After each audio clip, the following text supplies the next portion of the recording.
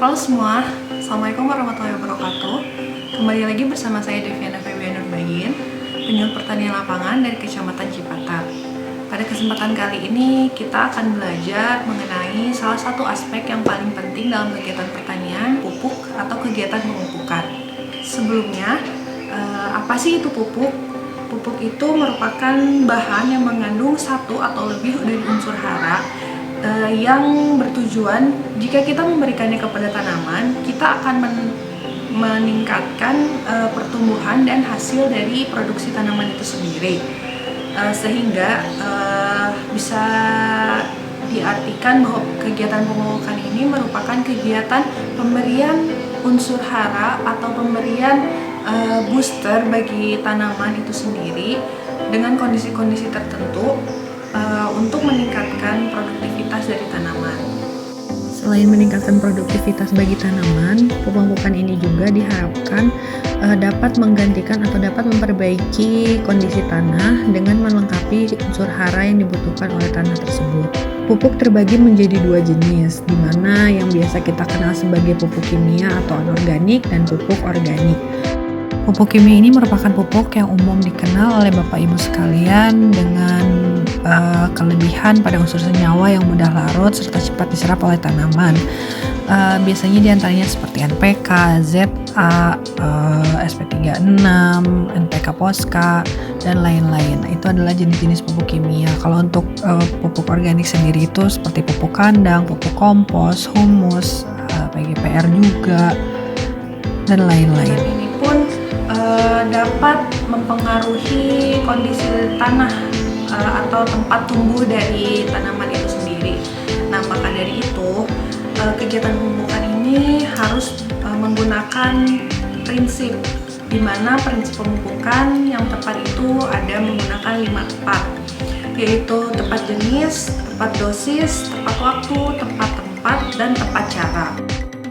Untuk yang pertama itu ada tepat jenis. Tepat jenis ini dimana pada saat melakukan pemupukan kita harus mengetahui dulu kondisi tanaman itu kira-kira kekurangan unsur hara apa, atau kita sudah tahu kondisi tanahnya itu kekurangan unsur hara apa. Jadi kita menggunakan pupuknya yang sesuai jenisnya. Misalnya kekurangan unsur N, maka kita harus menggunakan pupuk urea.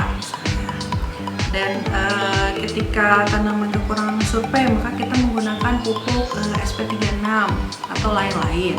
Yang kedua ada tepat dosis, dimana ini yang paling penting juga karena biasanya para petani atau Bapak Ibu sekalian melakukan pemupukan itu prinsipnya semakin banyak pupuk yang kita berikan maka semakin baik juga. Nah, sebenarnya kan tidak ya, jadi sudah terdapat dosis yang ditentukan untuk melakukan pemupukan. Nah, kenapa harus tepat dosis? Karena bila terlalu banyak, kondisi dari tanaman itu akan overdosis sehingga malah bisa menjadi racun bagi tanaman itu sendiri. Bila terlalu sedikit ya itu juga kan tidak akan berpengaruh. Jadi ya dosisnya harus tepat. Biasanya dosis yang diperlukan itu tercantum di dalam kemasannya. Yang selanjutnya adalah tepat waktu.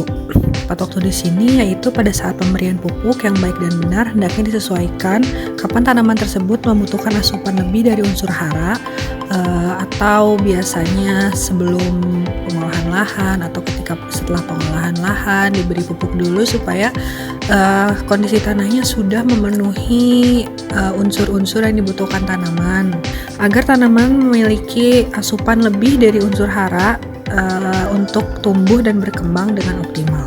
Nah, kalau untuk tepat tempat, jadi kita itu menggunakan jenis pupuk yang sesuai dengan kondisi tanamannya, maksudnya kondisi lahan tanamannya.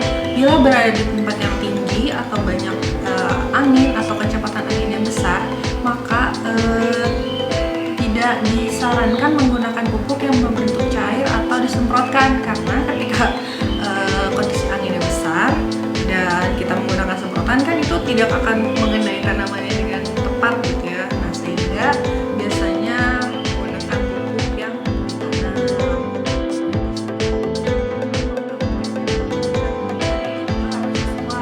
ada yang harus disemprotkan, ada yang harus ditanamkan, ada yang harus jaraknya senti dari perakarannya. Jadi kita harus paham betul kondisi atau karakteristik dari tanaman yang kita tanam terlebih dahulu, baru kita mengaplikasikan pupuk itu menyesuaikan dengan kondisi dari tanaman yang kita tanam, seperti itu.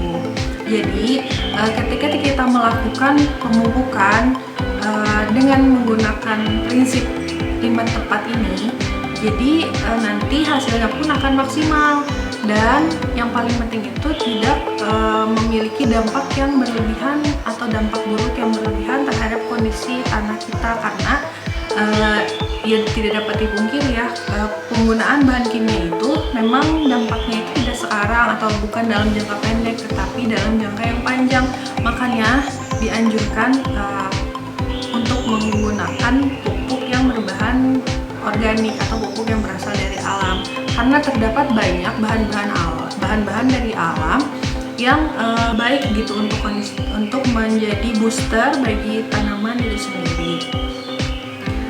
Ya memang untuk menggunakan pupuk dari bahan organik atau bahan alami, efek yang didapat tidak langsung seperti menggunakan bahan kimia, karena kan di sini kita juga pelan-pelan juga meningkatkan keanekaragaman hayati atau kegiatan-kegiatan di dalam kegiatan dari mikroba atau mikroorganisme dari yang berada di tanah maupun berada di sekitar lingkungan itu untuk sama-sama saling memperbaiki gitu. Jadi kita memang tidak akan merasakan langsung cepat dampaknya, tapi berkepanjangan, seperti yang tadi sudah dibahas bahwa penggunaan bahan kimia itu juga berbahaya bagi kondisi Bapak Ibu sekalian yang melakukan kegiatan pertanian